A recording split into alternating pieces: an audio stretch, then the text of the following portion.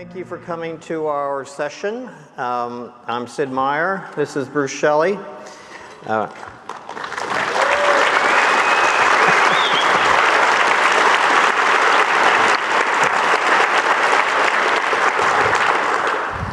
And we're going to take you back in time to 1990, a time when there was no civilization, a time before civilization, and kind of talk about the process that Bruce and I went through to create this game called Civilization. And we will get to our next slide here somehow, or not. What is that on? There we go. So the approach we want to take is kind of talk about the thought process that we went through to create the game. With the hindsight of 25 years, a lot of things that we did seemed to be the right thing to do. Some of the things we did turned out to be the wrong thing to do. But we would like to justify even the wrong things, explain why we did them that way and what we were thinking at the time. It was kind of a audacious game for us to make, and the idea that we were going to kind of compress the entire history of civilization into a computer game, not only the actual history, but every possible history that could have happened of civilization, we were trying to put into this game. It was a time when we were young and audacious, and we had just finished Railroad Tycoon, which is kind of the first God game that we worked on. We were working on Covert Action, which was an attempt to write a computer-generated mystery novel. Didn't quite turn out that way, but that was kind of our goal at the beginning. We had just finished Pirates, which was one of the very first open world kind of games. So it was a time when we thought we could do anything, and sure, let's take on the history of civilization and make a game out of that.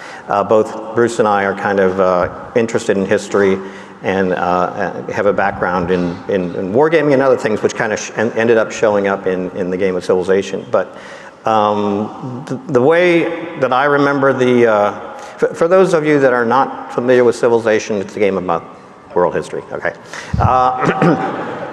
So it starts in the Stone Age, and you end up by going to Alpha Centauri, taking humanity into space. 6,000 years of human history in 640K. So as I remember the story, Bruce and I I remember us riding on a train up to New York, I think, and we had recently completed Railroad Tycoon and really enjoyed that experience, that kind of God game-ish, start with something small, build it, use your own creativity to basically tell a different story every time you play. The idea of different systems kind of working together, the operation of the railroads, the building of the railroads, the financing of the railroads, maintaining your locomotives, routing your trains, lots of fun little pieces that kind of came together to make a lot of interesting decisions.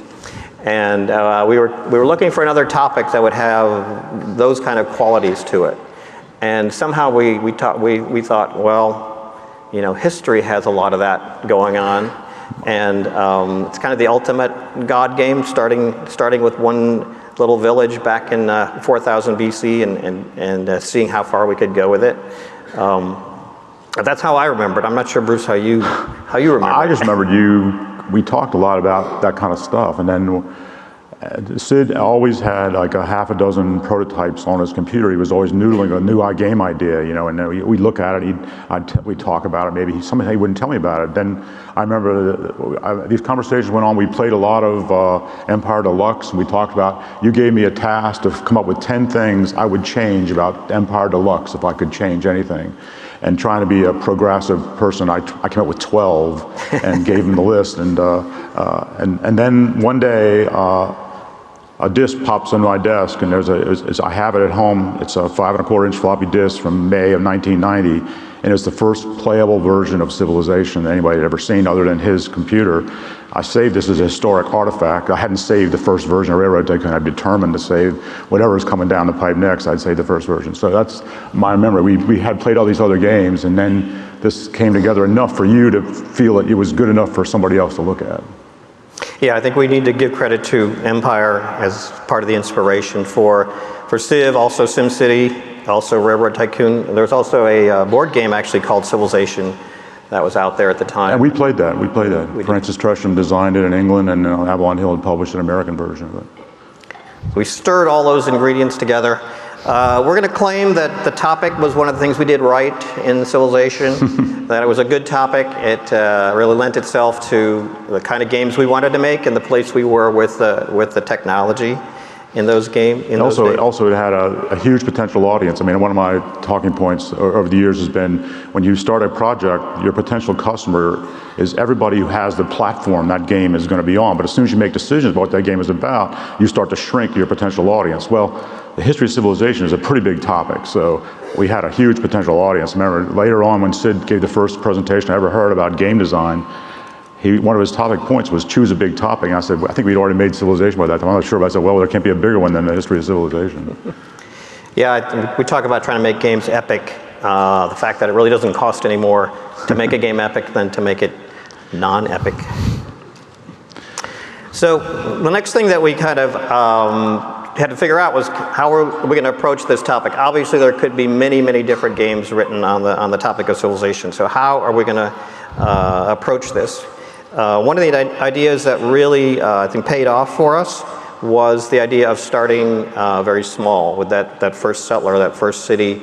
The topic could be intimidating, so I think allowing you to start with a very simple problem, very simple situation, founding that first city, that led to something else. The first settler, the first unit, exploring. So that was one of the ideas that we had in terms of the tone and the approach.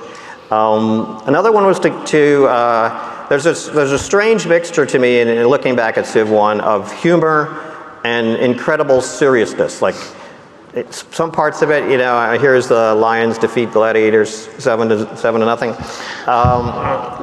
That was our attempt at humor. Our little friend Elvis here in our city screen. So there were ways that we wanted to make the history of civilization kind of non-intimidating and friendly. But then again, there's the Civilopedia, where we have an entry here, trying to make this game feel deep and important and something that you should have your kids and your parents play. And so we were really trying to figure this out as we went along, and there were no civilization games before us to guide us as to what we should do. So we kind of dipped our toe in a lot of different areas, but the bottom line to me, I think, and Bruce, maybe you have a thought about this, is that the game was fun to play when we started, and as long as that was true, I think we felt we were on the right track, whether our jokes were lame or not. The game was fun, and I think that kind of what kept us going at the... I think we learned the idea that, I came up with this term called the inverted pyramid of decision making, where the game starts with one little settler unit on the board, and that you have a decision what direction that unit moves. And quickly you've got cities and more units, and the number of decisions you have, your choices go up like this. I call it the inverted pyramid of decision making. Now years later I came up with the idea that you had 15 minutes at that time to engage someone in your game, otherwise you might lose them and they'd be gone. I think today we'd face a situation where you have 2 or 3 minutes to get somebody interested in a game today, but then we had more time, and I thought we did. I think we borrowed from other guys, or like Empire Deluxe. You started with just something simpler, and it grew. We captured that same sense, I think, and I think that was a good. We did that well. Or you did that well. Let's say. Yeah, I think our gift was to know what to steal from other games. Yeah, how much to borrow and how much to invent yourself. So.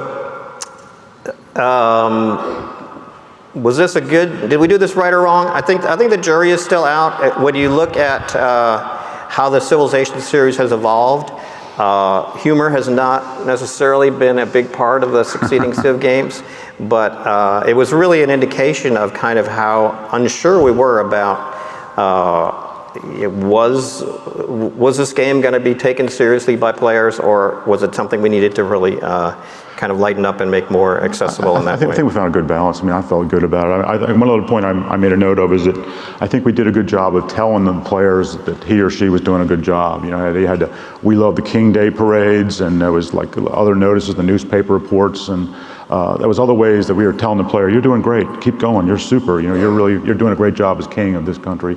I think we did that well. Yeah, I think that's always a question in games as you're playing. You know, am I doing the right thing? Am I on the right track? Have I spent the last hour or two, you know, kind of wasting my time?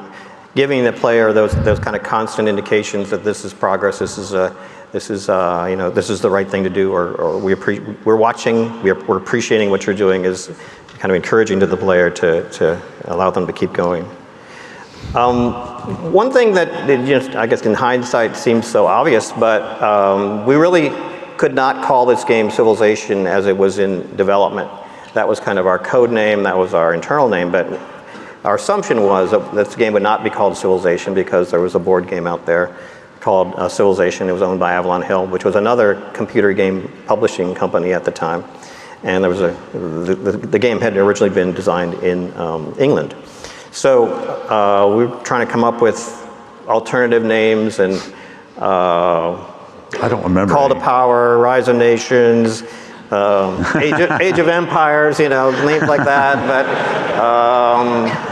we said, you know, the only appropriate name for this game is Civilization. So our intrepid marketing team went to talk to Avalon Hill, and amazingly enough, they were able to work out an arrangement with I think Avalon Hill was maybe withdrawing somewhat from the computer side of things at the time, and we were able to get the name to Civilization, which I think is actually a pretty significant part of the success of the game. You know, when you look back at the games that we've done, Pirates, exclamation point, Railroad Tycoon, I mean, it's those names that kind of create a picture in your mind almost immediately of what the game might be that helped them to be successful. And I also actually credit this image that one of our marketing people was able to find. This was not created for the game, it was actually found, but it captures again what the potential, the possibilities of what your game experience is going to be. The other point that I'll make is that our game did not really duplicate the board game. I get that question fairly often. The board game kind of was limited to a specific geographic area and a specific era of time. There were some cool ideas in there, but I think we added a few of our own as we went along. But this I think was a huge win for us to be able to use the name Civilization for the game that we were making.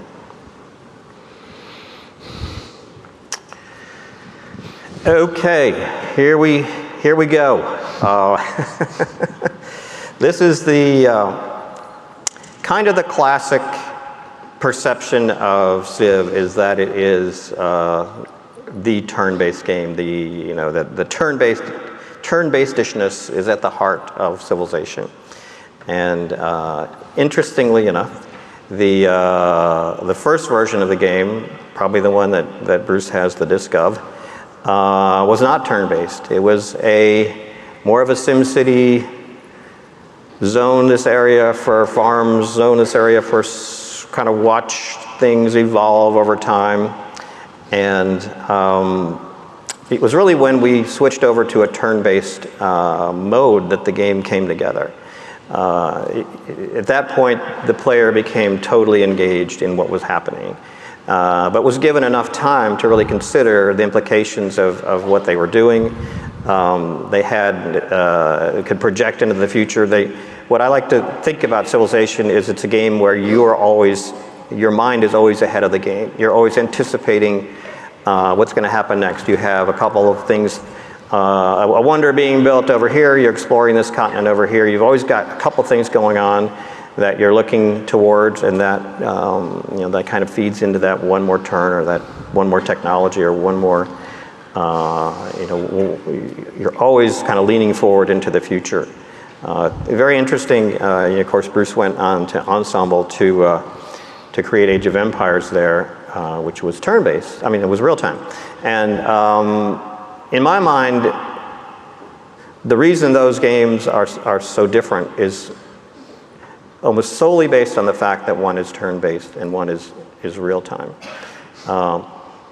Bruce, do you have anything to say about that? Well, this was, Age of Empires was like 5 or 6 years later, and the world had changed a little bit. The strategy games, there had been Command and Conquer had been published, and Warcraft had been published, and these were real-time strategy games, and they were extremely successful. And so my colleagues and I, we needed to do something different. But we love Civilization, but we wanted to do something different. And we said, can we do Civilization in real time? What would that be like? Would that it'd be different enough? It wouldn't be, be borrowing, but we wouldn't be borrowing everything. It would be different enough to be a new product, and it turned out it was. I mean, it was more than just real time, but real time also was, our games were played in like an hour. Age of Empires was an hour, half-hour experience, where Civilization was a different, longer experience usually. So we're trying to adjust to the marketplace and take advantage of things that had changed. I think it's nice that both games existed and did really well. I mean, and we also did other things too. We telescoped our time period. Age 1 was just Ancients, and then Age 2 was Knights and Castles, which was a sweet spot. It really turned out, but I mean, it was certainly influenced. The vision for Age was, let's take Civilization, move it into real-time strategy and historical framework, and that was the vision. Yeah, and it just strikes me that a lot of the differences are based on that you can't play a real-time game for 20 hours. I mean, it would be too intense. And by the same token, a turn-based game that lasted 30 minutes or so, again, would not really be satisfying. So it's I think this issue of turn-based versus real-time has so many implications in terms of where the games go. Again, given the similar subject matter. So it was not. We did not realize at the time that we had made this pretty significant switch, and the whole one more turn phenomenon had not really occurred to us. It's something that just arose out of the development of the game. Looking back, it seems to be so characteristic of Civ, but it was a way of just getting you closer to the action and getting you more involved in what was happening, at the same time giving you enough time to consider your decisions, really allowing us to do things like the tech tree and diplomacy and all the different things that kind of you take some time to do in the game. Were really based on this fact that we switched over to a turn-based mode. Probably it was fairly uncommon in games of that time, I'd have to say. A lot of our background was in wargaming, which is clearly turn-based or movement-based or player time scale based, and that probably influenced a lot of what we did there. But at the time, it was fairly different from what was going on there, as well as the fact that the whole idea of doing a strategy game was kind of unique at that time. I mean, there were a few games out there, but strategy games were generally considered slow-moving, boring, nerd-oriented, and setting up a bunch of counters on a map, and it was not something that computers were supposed to be fun for computer game players. And the irony for us was that within a couple of years, everything was a strategy game. It was a real-time strategy game. It was a space-based strategy game. So we claim to have made the world safe for strategy gaming by making Civilization. We had to fight battles inside the company too. I mean, the company wasn't too excited about it. They wanted more flight sims and things like that. Doing a turn-based strategy game was not enthusiastically embraced by the management of the company. It was a revolutionary concept at the time. Until it started to sell and the critical reviews started coming in, then they were real happy. They want another one of those, please. Take two. Take two of those. Great leaders. Another thing that amazed and surprised us was the Gandhi phenomenon, the Gandhi meme. Making the world safe for Gandhi. This is a phenomenon steeped in mystery and legend, but our theory is that Gandhi was not really programmed to be more of a warmonger than anybody else, but it was so out of character for him and kind of really illustrated that the game is not about reproducing history, but creating your own historical story. So whenever Gandhi came up with a bad attitude, it was something that people really noticed and remarked upon. But the idea of meeting the great leaders, I think, kind of goes along with one of the fundamental things that we wanted to do with Civ. And Bruce and I have talked about this side, that we did our research in the children's section of the library, that we were not trying to create a game that was about all the obscure historical facts that we happen to know because we read the right book. It was about things that everybody would be familiar with, and that allowed players to feel at home, to feel comfortable, to feel smart about the concepts that were in the game because they were familiar with them or had heard about them. And also they were kind of interacting on a peer-to-peer level with great figures like Genghis Khan or Caesar or great leaders. So this was the role we wanted to put you in, this idea of building a civilization and being a great leader, and being able to interact with these other leaders, I think, really strengthened that role-playing aspect of the game.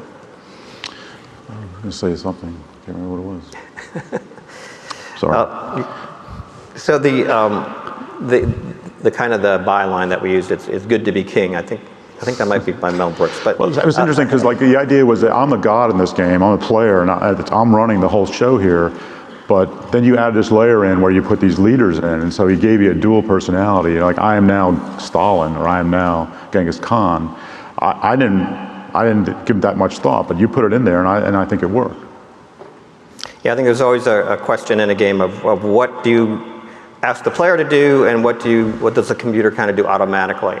And by keeping this idea in mind that you're the great leader, that really clarified a lot of the decisions in terms of what the player would do and what would kind of be done automatically. I also want to say, like, I think that we borrowed from let's say the children's section of the library, but I think there was two things about that. One is that they have lots of pictures in those books, and when you're dealing with artists, you need to have images that they can work with to make the product. Now, you were making most of the art, but this is a small team a long time ago, and Sid did the programming, the design, and the artwork. So the pictures were helpful going forward in the years ahead when you had to come up with images to tell people. And the other thing was that, what was the other thing? Oh, it's already gone again. Well, Bruce, I'm glad you mentioned our team because, get the small violin out, there were only about 10 of us on the team at the end, and just the two of us, Bruce and I, worked on the project for most of the time. We had 640K in our IBM PC. We had 16 colors in our EGA palette that we could not change. And eventually we got VGA with 256 glorious colors. It was a very different time, obviously, technically, but I think what it allowed us to do was focus most of our energy on the game design. And players were willing to use their imagination to add a lot of the elements that we couldn't create at the time. And that actually was a pretty good trade-off, I think, for us. As we mentioned, we started the game in early 1990. Actually stopped working on it, finished another game called Covert Action, and came back to this game, and eventually shipped it in late 1991. I think it was early in 91, yeah. Sometime in 91, it was early, I think. So overall, I think we spent less than a year in developing the original version of the game. I mean, one thing about the artwork is that as the time goes by, I come from this school. I mean, the first personal computer game I worked on had 4 colors, CGA graphics. And so came up with the school that the game has got to be really interesting and fun to play because you're not going to wow anybody with how it looks. And then, with the 256 colors, then we could do really interesting things. But I'm still pushing back about, let's don't put a lot of money in art. Art's not important. And then, I had partners by then, and they said, no, we're going to make this incredibly beautiful. And I said, well, okay, go ahead. And it made a big difference when Age of Empires was really, really nice looking. The sun was always shining, it was pretty, it was outdoors, it was nice. I think it made a difference, and I was not prepared for that because I come from the Stone Ages of game design when we didn't care about colors. There was no colors to work with. Speaking of the time we took to make the game, Bruce, I think you have a fascinating anecdote about the cost involved in making these games? Well, I don't remember Civilization per se, but I was asked to do a budget analysis for Railroad Tycoon. When we got done with it, one of the management guys asked me to do it. So I calculated the people that worked on it, what they got paid essentially, and the time. And it came out that Railroad Tycoon had cost the company $167,000 to make. And this was in 1989 or 1990 or something like that. I was like, wow. I mean, we can't hire a great programmer for that kind of money, it seems like today, for 1 year. And Civ was similar, I think. Yeah. So here's one of the great controversies of Civilization. Perhaps one of the things we didn't do quite as well as we could have done. I don't know, if you were around in the Civ 1 days, you were probably deeply involved on one side or the other of this controversy. Just to refresh your memory, the question was, can a Spearman defeat a battleship? Some people believed it could, some people believed it could not. In the game it could, and not all the time, but the Gandhi phenomenon, where something weird happens once, you assume it's a standard part of the game. This became one of the early controversies of the game, whether it was okay for a Spearman to once in a while defeat a battleship. And my claim was, mathematically speaking, the Spearman had a defense of 2 and the battleship had an attack of 16, so, you know, it could happen. The math could work out in that fashion. Other people with kind of a visual, who looked at the world visually and saw a battleship and a Spearman, were not convinced. Interestingly enough, combat, if we look back at the history of Civilization and the various iterations of the game, is probably the one area that has changed the most, that we're kind of constantly looking at a new way to handle combat, because there's a tension between the view that we give you of the world as the great leader, that you're planning cities and you're exploring continents and you're deciding which wonders to build. And on the other hand, we're kind of getting you down into the nitty-gritty of the combat system. You're moving your units, you're stacking them, you're deciding where to. So there's kind of a tension between the role that you play as the king over most of your civilization and your role as far as combat is concerned. So at various times we've actually considered going to a separate map to resolve combat, because combat can be significant in the outcome of the game.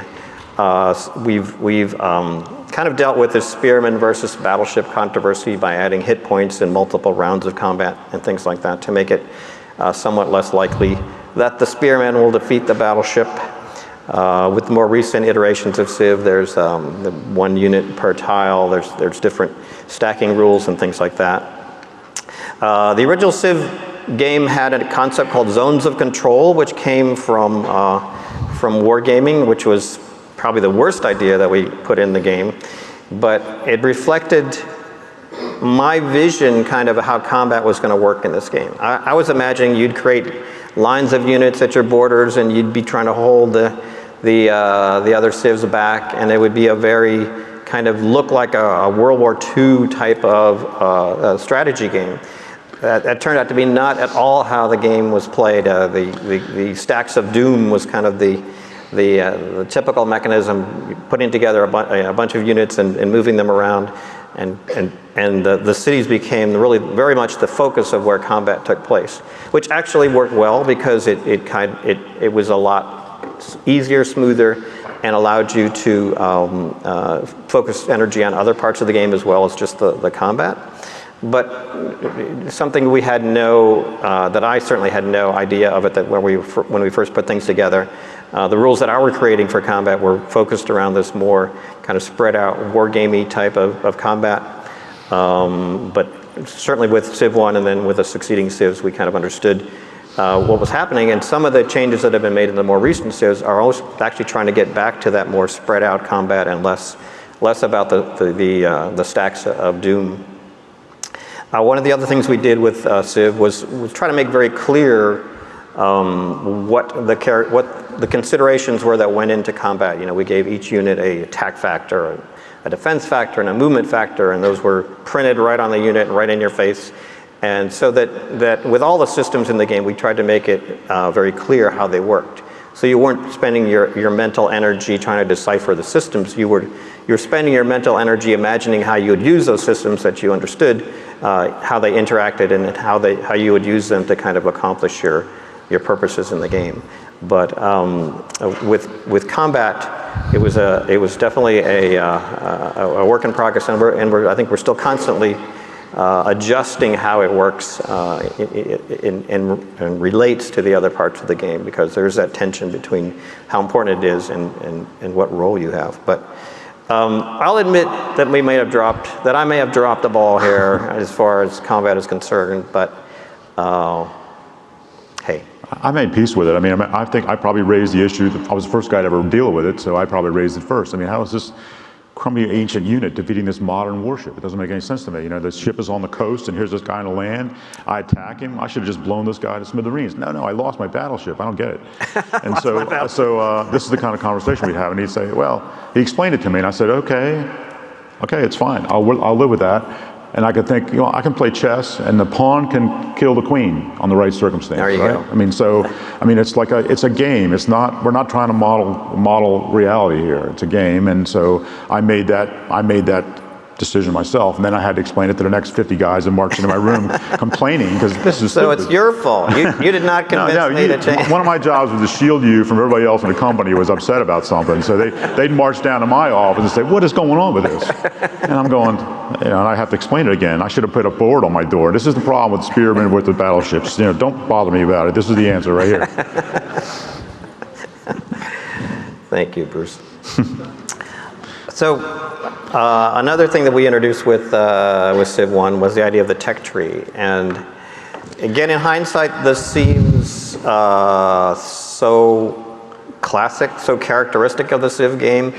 And I wish I remembered the moment when we said, hey, a tech tree would be cool. Wouldn't that be cool? Wouldn't that be an idea that could last for 25 years, and not only in our games, but in many other games?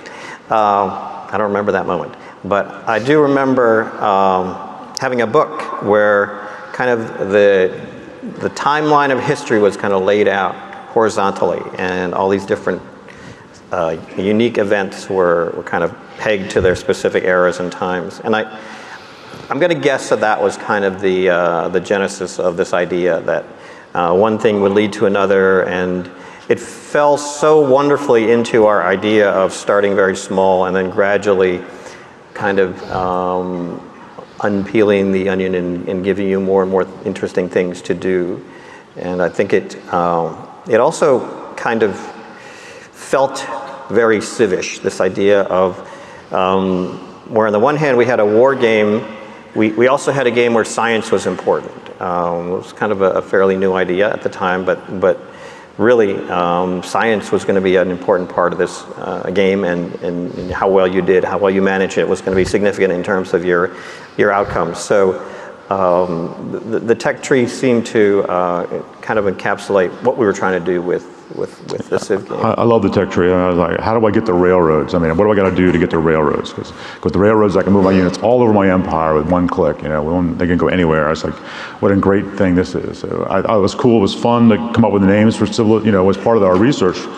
Again, maybe the children's section, but like, what were the important technologies? And thinking about like the stirrup. I remember thinking about the stirrup, because I'd read histories of warfare, and the horsemen in battle had been like a sideshow for most of ancient times until they had a stirrup. And now the entire power of the horse can be point right at the end of your lance, couching your arm. Now the horse is hitting somebody, not just you with your stupid little spear. And it changed warfare for a couple hundred years. I don't think the stirrup is in our tech. Come on, it's got to be in there. I don't know. It should have been. The stirrup's not in our game. I swear it's in our game, because maybe it was an Age of Empires then. I don't know, but it's the same line of thinking. It's the same thinking that here's something that changed the world, at least temporarily. Well, let's move on. Let's move on, Ruth. Wait a minute, I'm looking for. So one of the things that's fun. Stirrup was very important. Thank you. One of the things that's fun is to kind of look back and contrast how we saw things back in that time and how things have evolved over the course of many Civ games. And Bruce mentioned the railroads and what we certainly discovered over time that people would min-max and analyze the tech tree and have these specific technologies that they were targeting, and they would have tracked back 7 iterations as to what technologies they would need to research to get to gunpowder. I think was often a favorite, and that was very contrary to how I saw the tech tree initially. In fact, in Civ 1, you might have earned the prerequisites for gunpowder, let's say, but there was a small chance that it wouldn't show up in your list of choices, because my thinking was, well, they didn't know that they were going to be able to invent gunpowder at this time. It was like they were finding their way through this mysterious cloud of science possibilities, and boy, did we get some complaints about that. So it was what we did not anticipate was how intensely and how seriously and how analytically people would play this game, and that was definitely something that changed in Civ 2, and in some of the later Civs it would actually say, if you want gunpowder, which is like 8 leaves down the tree, you might want to go this direction. And I was like, oh, that's so wrong. But so is this like the first appearance of the optimizer in playing games? I don't know. The min-max player. One of the things that we certainly have identified are lots of different personality styles in terms of playing Civ, and kind of the tech tree optimizer is such a person. And I'm always amazed by StarCraft players that have, again, that same idea, the very specific actions that you take to play the game. And that's one way to play, but to me that kind of takes a lot of the fun out of it. So I guess I'm more drawn to games that are going to surprise me or give me a different challenge every time. I think that's a question of taste. I mean, because like I like the fact that our maps are randomly generated. The game was different every time you played. Now, like the StarCraft optimizer he loves the maps being exact. I mean, a guy told me once that a guy at Blizzard told me once he got a letter from a guy. He said, if you move this item 1 pixel to the north, I will never lose StarCraft again. That causes me so much problem. If you just move it 1 pixel, I'll never lose. And he had optimized the game to that extent. So that's a different style of play. People who like Civilization probably were not that guy. And that's certainly something that's been a part of Civ all the way through, is the idea of random maps, scenarios, difficulty levels, many different ways of allowing you to replay the game and have a different experience, or a new experience, or a fresh experience. So. Yeah, I mean, going forward, I definitely wanted random maps in the games that we made going forward. The wonders of the world. History is so rich in stuff for us to steal. This was just cool, low-hanging fruit that wouldn't it be cool to build these awesome wonders? In the successive iterations of Civ, we were able to actually give you wonder movies and kind of give you some pretty dramatic payoffs for doing these things. But the idea of something that only one Civ in the world could build, and you wanted to race to be the first to do that, it gave you another way of being aware of the other Civs that were in the world and what else was going on there.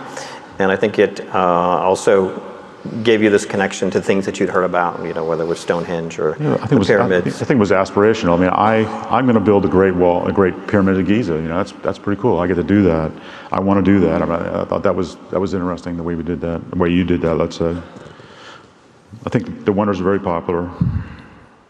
Another thing we did right. High five there, Bruce. All right.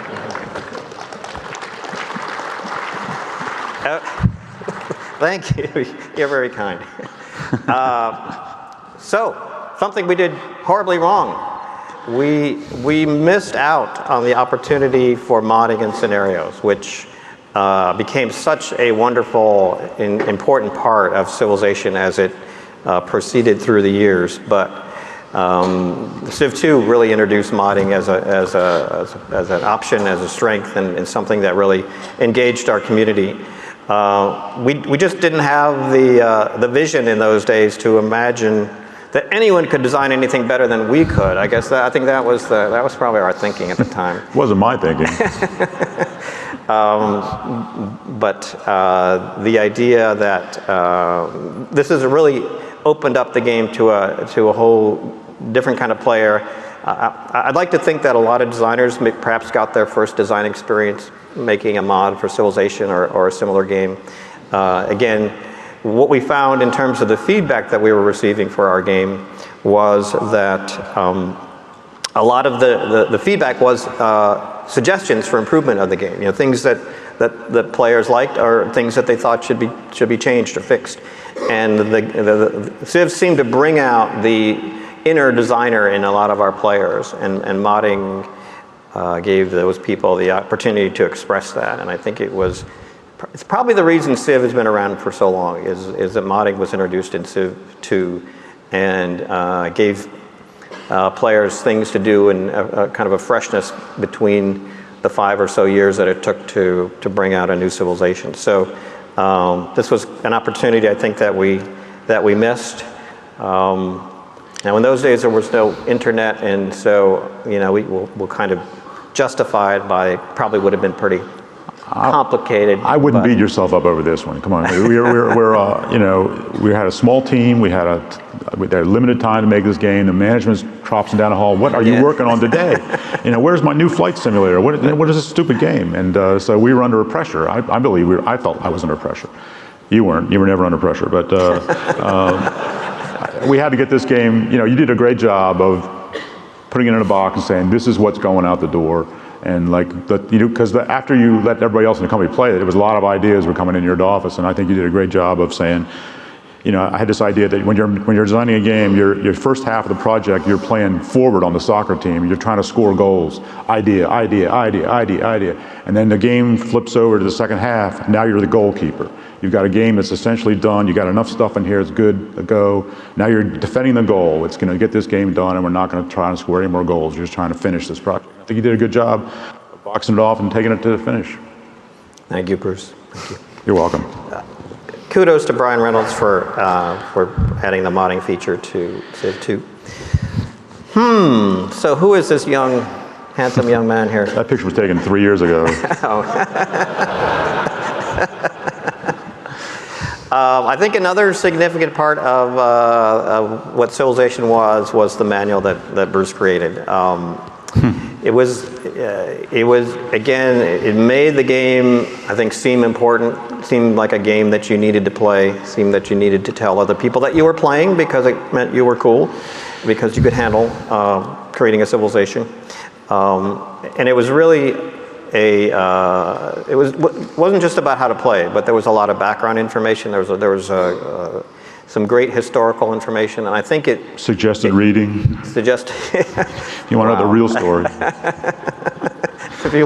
Right. So I think it really complemented the game in a way that we just don't, that doesn't happen anymore. Mm-hmm. But it gave the game kind of a weight and an importance that gravitas is a word I would use. Yeah. Sometimes. It's a shame they don't do that anymore. But people they don't have time to read.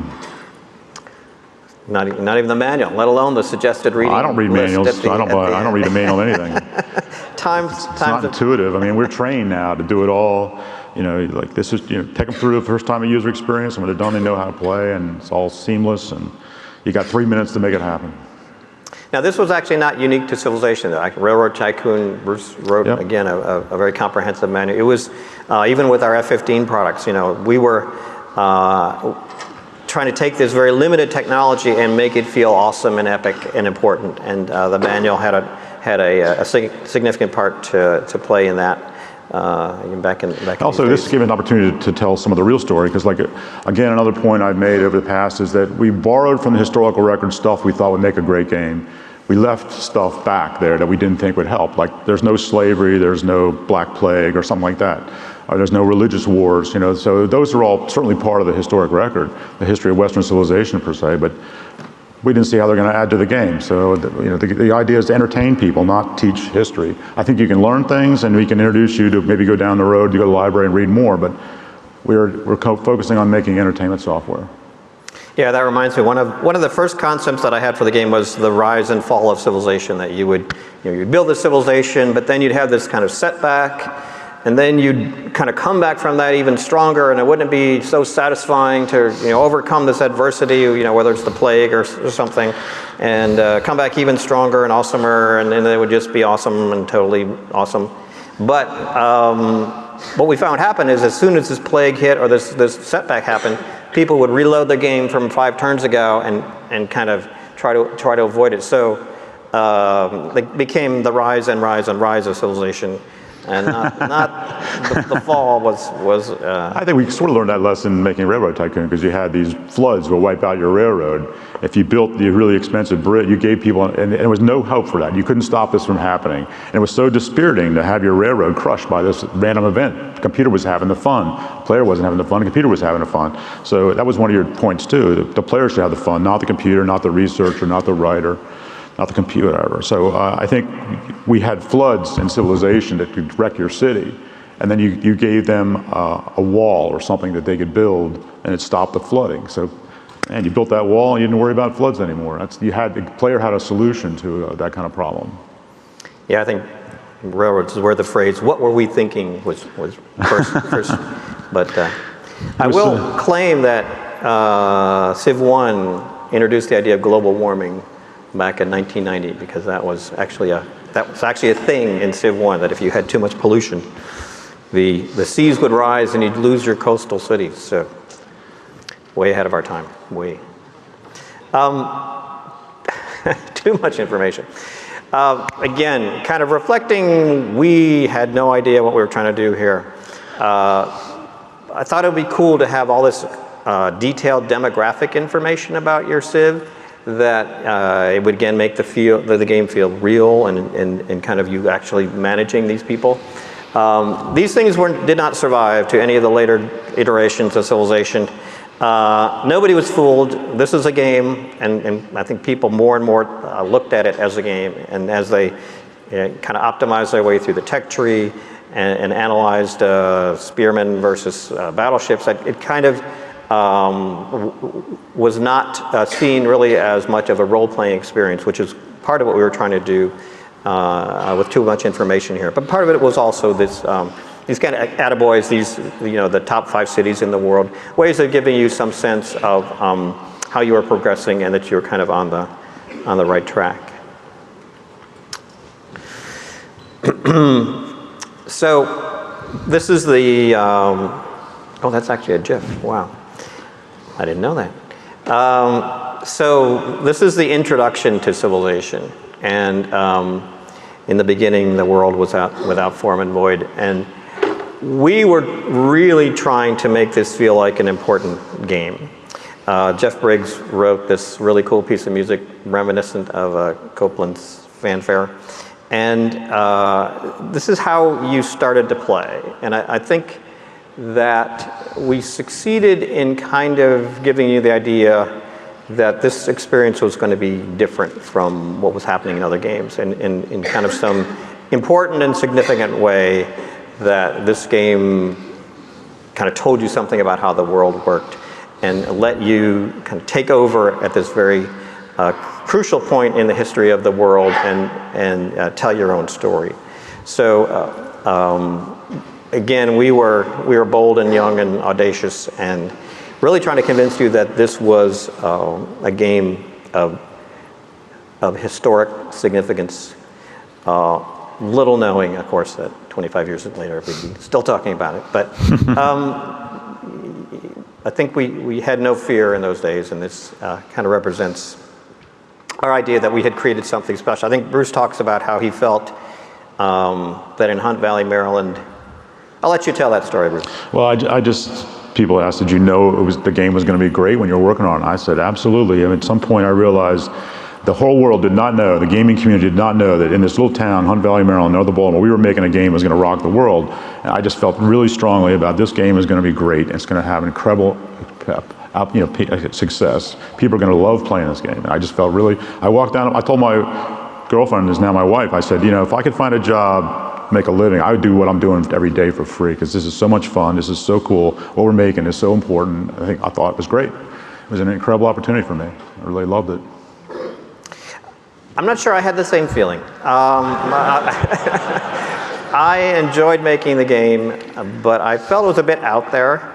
And so I was felt very gratified when we started to get some positive response. But I definitely was up in the air as to whether we had kind of gone too far or this was going to work. I knew that when I could see other people sitting down and I myself, the time would just go flying by. You know, that like a psychologist call it creating flow. You get into a flow pattern psychologically, and you forget about the passage of time. And I knew that was happening to me. I could see it happening to other people playing the game, and I knew that that's the stuff. That's the real thing. If you can do that, then you've achieved something really successful. Speaking of time passing, this game shipped on 8 5.25-inch floppy disks, so probably spent half an hour just loading it onto your PC.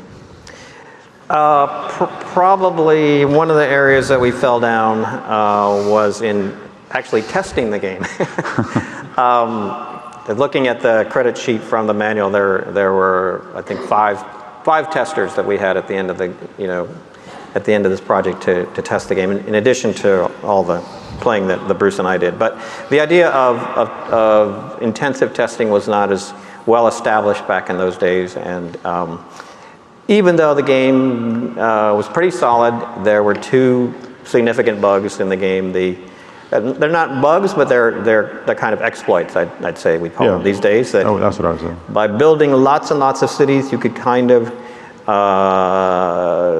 grease your path to success, and we actually ended up adding this idea of corruption to balance that out. And the other thing we didn't realize in our testing was that the chariot unit was amazingly overpowered for its cost. It was a 4-1-2 for attack factor, and it was pretty much a cool way to overrun the entire world. So we ended up making it a 3-1-2, which was perfect. So the power of one number. But otherwise, the game was pretty solid. We had no option, of course, for a day 1 patch or any of the tools that we have today to update things. So a few things we missed at the time, but overall was pretty solid. I wanted to leave a little time for questions, so we're going to kind of end our presentation there, and just open it up for questions. If you have questions about the game or the process by which it was made, or our personal lives, anything like that. Hello. So I've played Civilization now for something like 14,000 hours over the past 20 years. And thank you for taking a good chunk of my life.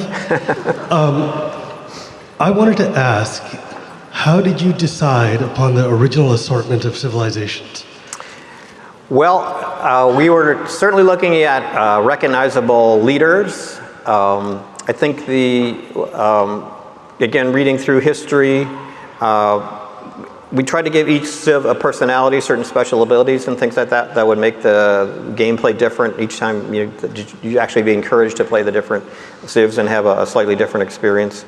I think that looking back, Chairman Mao is the leader of the Chinese. We could not pull that off today. There's a number of things we did there that actually, the world has changed and we can't do anymore. But I think it was looking for these leader characters that had some really interesting personality and would be fun to interact with. I mean, I just think that because I was responsible for some of the research and trying to come up with, and so you may have asked me for what are the good choices, and you might have said, well, give me some leaders and give me some civils. I don't remember now, but I would have thought about the great civilizations, of Western civilization primarily, but we also had India and places I'm not sure, just we thought were significant. There'd been big empires or big civilizations that were worth putting in the game. Thank you very much. Thank you. Okay, hi, my name is Mateusz Pilski, and I have an indie studio called Ice Cold Games, and right now we are creating a game called Cold, where you create your own cult and fight with cults of your opponents. And because of that, I have a question. Did you have any concerns or problems when you put in the civilization religions as tools for taking dominance over the world. Religion has been a topic we've been very careful with. The original Civ had a very basic system of temples and cathedrals and creating happiness. After that, succeeding Civs have gone more into depth with religion systems and kind of spreading your religion and things like that. But it's always been not taking any sort of position in terms of one religion being better or worse or whatever than another. And it's kind of a fundamental idea of Civ that we're not trying to impose our vision of what's right or what's wrong, or whenever the designer kind of steps to the front and says this is how you should play or this is what's right and wrong, it takes the agency away from the player, and then that's kind of the designer having the fun as opposed to the player having the fun. So in Civ the idea is that we let you kind of explore your own thoughts about whether you want a big army or whether you want to create world peace or whether culture is the way to go. I mean, you always have those options in Civ. And part of that is us not taking a stand on specific, religious issue or cultural issues or things like that. So that's kind of how we approach that. Okay, thank you. Hello. First of all, thank you both. This game I credit with giving me my love of history. My favorite thing of the entire franchise is in Civ 1, the end of the game, you got to replay your game, and it gave you a real good sense of this is what I did. And it seems to have died in the franchise and never gotten the same amount of effort. I was just curious why. You'll have to come to Ed Beach's talk, which is coming up in half an hour. I actually don't have an answer to that. I think that we did put the replay in Civ 1 in spite of a lot of technical limitations to give you that sense of reliving what had happened. But that's I'll make a note of that. Thank you. Hi, my name is Salman from Google. I grew up with Civilization. I played all of them, 1, 2, 3, 4, 5, 6. And on that note about growing up with Civ, I have my own 4-year-old son, and I'm looking to basically, have him play that game soon. But, I look back at Civilization 1, and there really was very high educational value. In those days of the term edutainment, it really kind of that's how I get my dad to buy Civ 2, because Civ 1 was so educational. And that was really kind of, I felt lost. Because in Civ 1, every time you would discover something, you would have to read about it. And so the amount of stuff I learned from that game is just endless. You talked about too much information, GDP. I learned GDP from that too much information. You're talking about Chairman Mao. I learned about him through Civilization. All these. I would go to school and history class. Oh, I already know what conscription is because, I discovered it, and it was really amazing. But in Civ 2, it kind of became like you have to click the description tab or something. I don't remember exactly, and there was a lot of stuff in terms of this, historical sense, and learning about history and technology and all these things that I felt, has been lost. It seemed like there was a bit of a conscious decision saying that, hey, you know what, it's more of a game than an educational software. But I would love, especially for my son, right, for this franchise to go more towards the educational value that it's richly given. And this stuff like Civil War, I would go attack the Capitol just to give Civil War, all this stuff was lost. And I'd like to see more of that. So I'm hearing we need to bring back Civ 1. So. And by the way, 4 years is a great age to start playing Civilization. I think that'd be wonderful. I do think it's true that, and if you look on the Civ forums, players get very intense about the gameplay. So there definitely is an audience for this kind of streamlined gameplay, this very focused gameplay. But I hear what you're saying. There's also an audience for kind of a learning-based approach to Civilization. We don't actually talk about education as being a part of the game. because that's like a dirty word. But we think learning actually is an important part of the game. That the sense that you get as playing, that you now know a little more, whether it's about playing the game or about history or about leaders or GDP. I think that learning is kind of a secret aspect of the game that brings you back to learn more, to kind of feel better about yourself. But thank you for those comments. Hi, thank you for this amazing game. It's so fun.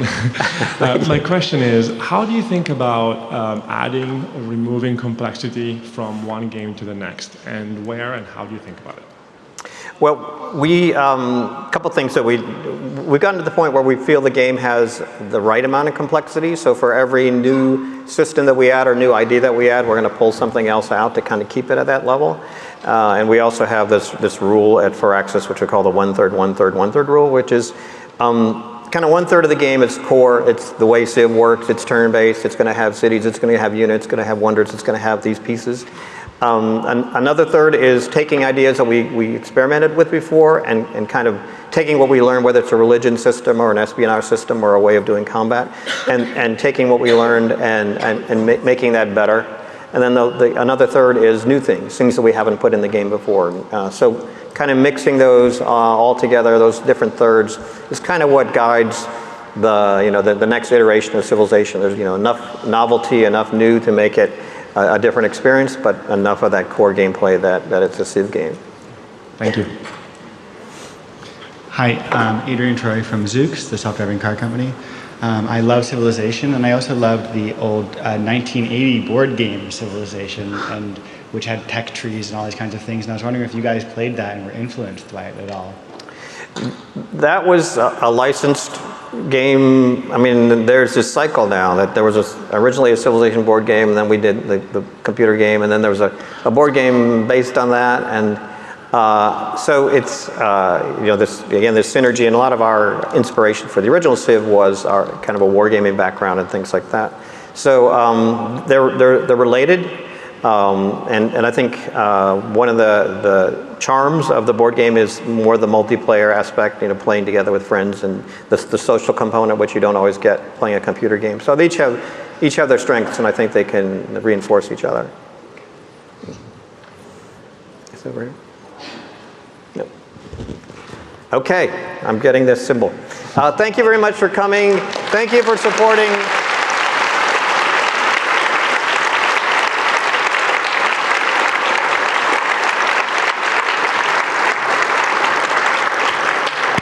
Thank you for supporting Civ. Thanks especially to Bruce for coming. My pleasure. Enjoy.